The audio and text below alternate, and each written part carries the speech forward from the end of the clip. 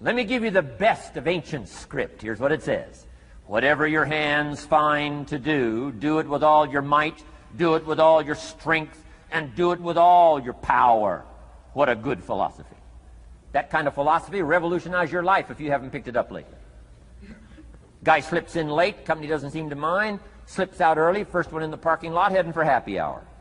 Stretches his break, comes early for lunch, late back from lunch, company doesn't seem to notice. Guy says, best as I can calculate, I'm putting in about a half a day's work and I'm collecting a full day's pay. And the guy says, I got it made. Little does he know the seeds of his own disaster are already being sown by the weakness of his own personal philosophy. It's not the economy that's going to determine your next 6 years. It's your philosophy about labor and about activity and about miracle and soil and seed and sunshine and rain and the economy and the banks and the money and the companies and the schools and what's going on. It's your philosophy and your attitude. And then your ability to take action. All of that we call the process of life change, miracle working. Number one, do what you can. Number two, do the best you can. Here was number 4. Results. Results. Every once in a while, you got to take a measure, see how you're doing with these 3 pieces: philosophy, attitude, activity. Now we take a measure called results. What is the results at the end of the day, the results at the end of the week? You can't let too much time go by without checking. When time goes by, 6 years I'd been out there working when I met my teacher, Mr. Schoaf. Schoaf said, well, Mr. Rohn, let's just go through a little summary here. He said, in the last 6 years, how much money have you saved and invested? Let's go through a little tab list here. How much money have you saved and invested the last 6 years? I said, what? 0. He said, you have messed up. You remember these notes. I like that.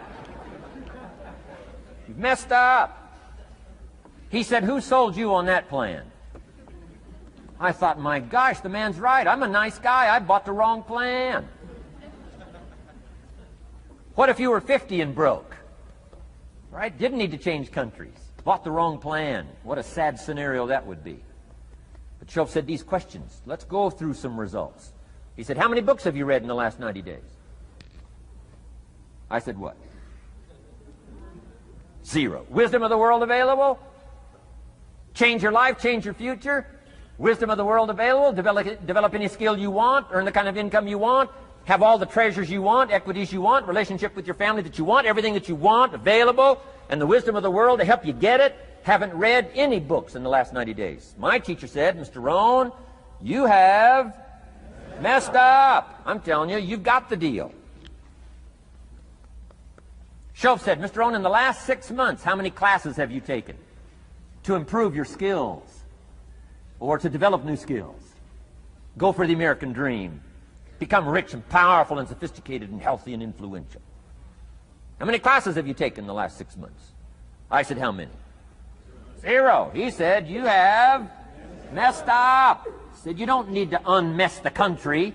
You don't need to straighten out the perplexed. You don't need to straighten out any of this stuff. All you've got to do is look within and let results teach you a great deal about your own activity, your own attitude, and your own philosophy. I went through that process. Take this phrase home. Results is the name of the game. What other game is there? Results. Here's all life asks us to do. Make measurable progress in reasonable time. Just take home that little phrase. Good phrase. We're asked in life simply to make measurable progress in reasonable time. We demand it of our children. How many years do you want your child to spend in 4th grade? Approximately. About 1. If it looks like they're not going to make it, we pour on the pressure, called legitimate pressure, lack of results. Peer pressure, family pressure, school pressure, community pressure. Every other kind of pressure we can bring to bear. Why? You can't stay more than 1 year in 4th grade. As parents, you'd have to leave the community. You say, well, what if they're nice kids? Wouldn't you give them 3 or 4 years? And the answer is no. You got to make better progress than that. So you got to check fairly often. Some things you got to check every day. Some things you got to check at least by the end of the week. Salesman joins this little sales company. He's supposed to make 10 calls first week. Wouldn't it be legitimate to call him in on Friday and say, John, what? How many calls? I mean, this stuff is simple. John says, well. Say, John, well won't fit in this little box here. Well. Now John starts with a story. You say, John, I made this little box so small so a story won't fit. I don't need a story. I need what? A number. A number. What will a number tell me? Everything. John's supposed to make 10 calls. What if he made 20? You say, wow. Wow. We got somebody. What if he only made 1 call? Whoa. Will that tell us something about John's philosophy? And the answer is yes. Will it tell us something about his attitude? Of course. Will it tell us something about his disciplines? Of course. And if he wants a lesson in life change, all he has to do is be willing to face the numbers and come up with the results that will teach you to either celebrate if you got good results or fix whatever needs to be fixed in your philosophy, attitude, activity called disciplines. You don't need to go anywhere else. I do believe in affirmations. They are valuable as long as you affirm the truth. Because it says in ancient scripts, the truth, what? Will set you free. Free to do what? Amend your errors and pick up new disciplines. That's what the truth is for, to help us amend our errors and pick up the disciplines for life change. That's what the truth is for.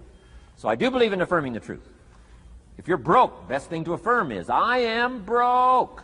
You put that up on the refrigerator where you can see it every day. I mean, that's how you do that. Now, if you need a little additional affirmation, you just put up there, I'm 40 and broke. I mean, you know, that ought to do it. And if you need just a little more, put up there, I live in America and I'm 40 and broke. That's enough to turn your life around. It says, hey, something is wrong. Somewhere I have messed up. And I'm telling you, if you'll start with that, it's called the process of life change, and it doesn't matter how small the process is to start. One discipline starts it, and then one discipline feeds another, and the first thing you know, you've got this whole cycle in an upward positive motion. And it's called life change. It's called income change. It's called health change. Relationship with your family change. Equities unprecedented that you can have in numbers that will stagger the imagination if you do not curse what's available and start amending what's possible to get the results that you want. I don't think I can put it in any better language. That's it. Kids can do it. Teenagers can do it. Parents can do it. Managers can do it. Right? Government officials can do it. Anybody can do it. Anybody can do this stuff called personal change. Wow. Results is the name of the game. Success is a numbers game. Good note to make. Success is a numbers game. You got to go for the numbers. You got to understand what the numbers are. How many pounds overweight should you be at age 50? Approximate.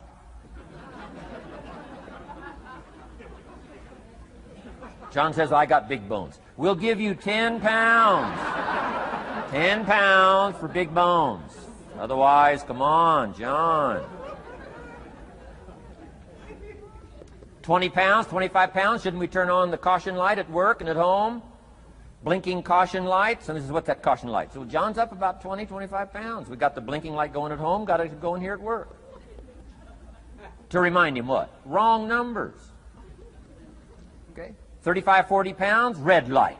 Blinking at home. Somebody says, what's that blinking red light? Say, John's up about 40 pounds.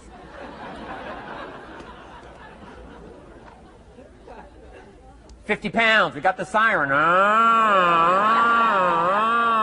What's that siren at home and at work? John's up about 50 pounds. Cholesterol, almost out of control. Come on. Success is a numbers game. I'm asking you to be mature enough to start checking your own numbers. How many books have you read in the last 90 days? Transform your life. Become cultured, powerful, sophisticated, healthy, influential, all the rest of the stuff you want. How many books? How many classes? How committed are you to taking what's available and turning it into equities unprecedented, since we live in a country that there's been no such country in the last 6,500 years? If you'll pick up that process, ladies and gentlemen, I'm telling you, it's called life change of the best order. Now here's the last one.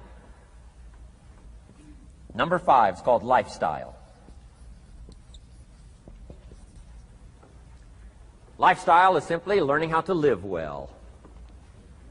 The last of the 5 major pieces. Here's the ultimate challenge of life. I've worked on this, you cannot believe how hard, since age 25. And that is, after applying better philosophy, attitude, and activity, and picking now up results.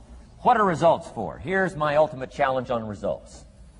To fashion, good word to jot down, fashion. Fashion for yourself lifestyle, or what we call the good life. That's the ultimate challenge. To take your results, take your money, take your results, take the return, take the equities you've gathered, and now fashion for yourself a good life, like weaving a tapestry. And Mr. Schoaf gave me all kinds of examples on lifestyle. He gave me 2 phrases that helped change my life. In case you have to leave early, let me give you these 2 phrases. It'll be worth the price of coming and being here today. Just take these 2 phrases home, in case you have to leave early. Here's number 1. Schoaf said, Mr. Rohn, if you wish to be wealthy, study wealth.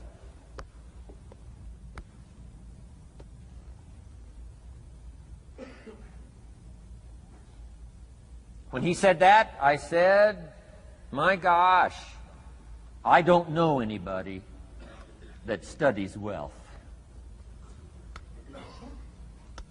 Where am I going to learn it? He said, never mind, Mr. Rohn, now that you've met me, if you'll be with me for a while, he said, and if you'll commit yourself, he said, I will teach you. And he taught me.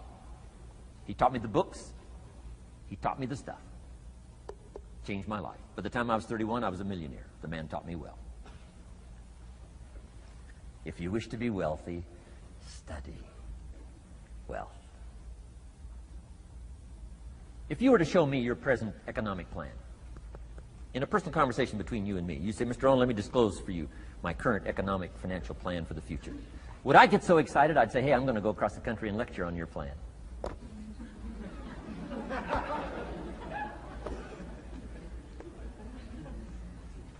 And if the answer is no, Mr. Rohn, you probably wouldn't want to go across the country and lecture on my plan. Here's my question to you.